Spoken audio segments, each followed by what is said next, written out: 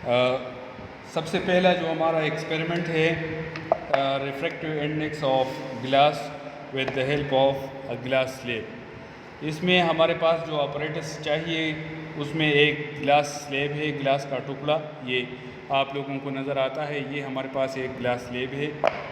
ये जो आपको बोर्ड नज़र आता है ये वाला, ये इसको ड्राइंग बोर्ड कहते हैं। तो ये हमारे पास एक ड्राइंग बोर्ड होगा, एक ग्लास स्लेब होगा,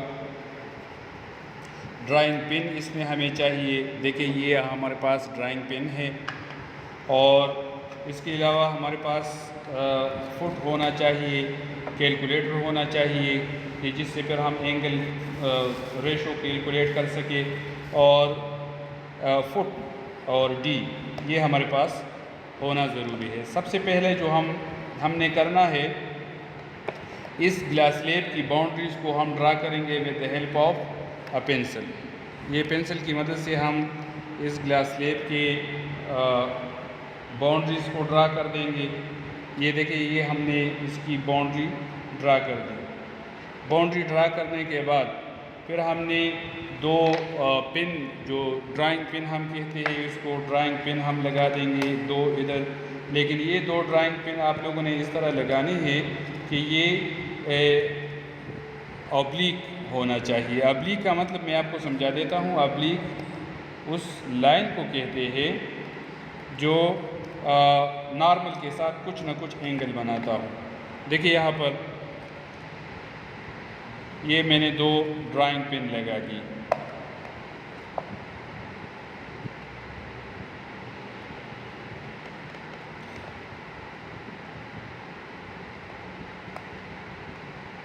ये दो ड्राइंग पिन आपने लगा दिए हैं।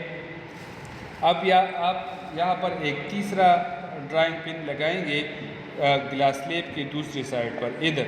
लेकिन ये पिन लगाना बहुत एहतियात के साथ आपने लगाना है, क्योंकि यहाँ पर हमने इसको इस तरह देखना है कि ये यहाँ से हम इस ग्लास स्लेब के अंदर देखेंगे कि ये दोनों पिन जो है ये अलाइन नज़र आ जाए, एक ही लाइन में नज़र आ जाए। मतलब ये पिन इस पिन के पीछे नज़र आए बिल्कुल।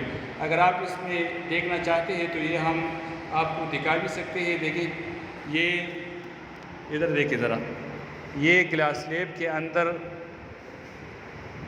ये देखें ये दोनों पिन हमें नज़र आते हैं। तो आप इसको इस तरह रोटेट करें, इस तरह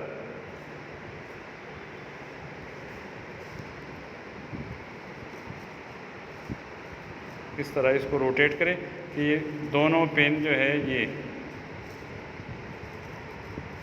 ये अलाइन एक ही लाइन में। ग्लास स्लेब के अंदर से अगर आप देखें तो आपको ये पोजीशन दूसरी जगह पर नज़र आ रही है।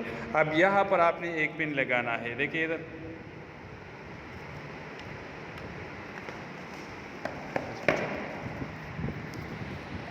ये देखिए यहाँ पर आपने पिन इस तरह लगाना है। ये दोनों पिन आप इस तरह लगा दें यहाँ से यहाँ पर, कि ये दो पिन जो पीछे आपने लगा दी है कि वो, और ये तीसरा पिन जो मैं लगा रहा हूँ ये वाला, कि ये तीन पिन अलाइन एक ही लाइन में नज़र आए। इसके बाद आपने एक चौथा पिन लगाना है। ये चौथा पिन जो है आप इस तरह लगा दें कि ये चारों पिन जो है बिल्कुल अलाइन एक लाइन में। तो यहाँ पर मैंने इसको लगा दिया। देखिए यहाँ पर ये चारों पिन मैंने इस तरह लगा दिए हैं। देखिए यहाँ पर आप इस ग्लास स्लेब को आप हटा दें। ग्लास स्लेब को मैंने हटा दिया। ये पिन आप उठा दें इससे, और इस पिन का जो पोजीशन है इसको सर्कल कर दे। फिर ये वाला इसको सर्कल कर दे। फिर देखिए यहाँ पर इसको भी सर्कल कर दे और इसको भी सर्कल कर दे। ठीक है, ये आपने सर्कल कर दिया। अब इस पिन का डब्बा बंद करें। इसके बाद आपने क्या करना है कि ये दोनों फुट की मदद से आपने ये लाइन ड्रा करना है कि ये दो पोजीशन जो है ये आपस में मिला ले तो only one line can pass through two different points. तो आपने यहाँ से एक लाइन ड्रा कर दिया। फिर आप यहाँ से एक लाइन ड्रा करें। देखिए यहाँ पर दोनों को आपस में मिला लें तो ये आपके पास ये आ गया। अब यहाँ पर ये आपका इंसिडेंट रे हो गया और ये आपका रिफ्रैक्टेड रे। अब यहाँ पर अगर आप देखें तो ये जो इंसिडेंट पॉइंट है और ये जो पॉइंट है, इन दोनों पॉइंट्स को अगर आप आपस में मिला लेते हैं तो ये आपके पास आता है ये, देखिए। अब अगर इसको आप गौर से देखें तो ये लाइन इसका ओरिजिनल पाथ ये है, ये इसका ओरिजिनल पाथ है, लेकिन ये अपनी पाथ से हट गई है। तो इस डायरेक्शन चेंज को हम क्या कहते हैं? रिफ्लेक्शन ऑफ लाइट कहते हैं। यहाँ पर इसने रिफ्लेक्शन कर दिया। अब अगर आप इस तरह करें कि इस पोजीशन पर एक डी की मदद से एक नॉर्मल ड्रा करें, यहाँ पर मेरे पास डी मौजूद नहीं है लेकिन मैं यहाँ पर एक नॉर्मल ड्रा कर देता हूँ। ये अप्रॉक्सीमेट वैल्यू है। यहाँ पर आप एक नॉर्मल ड्रा करें, ये एन है, नॉर्मल है। यहाँ पर आपके पास एन ओ एन डैश, ये आपके पास एक नॉर्मल है।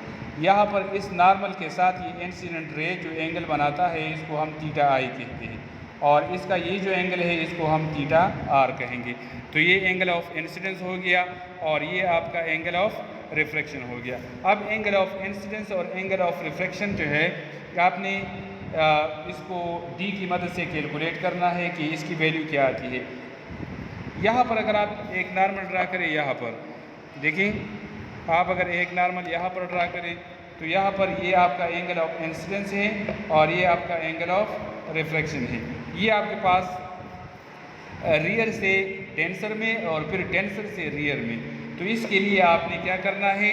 अब एक ऑब्जर्वेशन टेबल ड्रा करना है। ऑब्जर्वेशन टेबल से हमें पता चलेगा कि इस ग्लास स्लेब का रिफ्रैक्टिव इंडेक्स क्या है। तो हम इस तरह करते हैं, सबसे पहले आपका सीरियल नंबर होना चाहिए, ऑब्जर्वेशन का सीरियल नंबर, इसके बाद एंगल ऑफ इंसिडेंस का कॉलम होगा और फिर आपके पास एंगल ऑफ रिफ्रैक्शन का कॉलम होगा और इसके बाद आपके पास एन होगा which is equal to sign.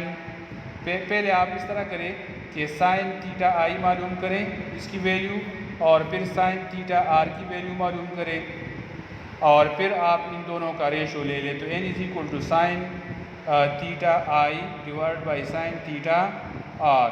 तो आप लेट सपोज यहाँ पर मेरे पास एंगल में ये आपको जो वैल्यूज़ बता रहा हूँ ये एक्चुअल वैल्यूज़ नहीं है। लेट सपोज ये 60 डिग्री का है, ये 30 डिग्री का है, तो ये इसका जो रेशो आएगा sine theta i sine 60 is equal to 0.866 और यहाँ पर 0.5 आ रहा है। इन दोनों का रेशो कैलकुलेट करें तो n is equal to 1.4 something जो है ये आपके पास रिफ्रैक्टिव इंडेक्स आ जाएगा।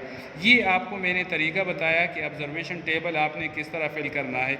यहाँ पर आपने इसकी डी की मदद से इस एंगल की जो वैल्यू है ये कैलकुलेट करके इधर लिखना है, फिर यहाँ पर ये आपने कैलकुलेट करना है और फिर इन दोनों का साइन वैल्यू कैलकुलेट करनी है और फिर इसका रेशो n लेना है। तो that will be the refractive index of the glass slab.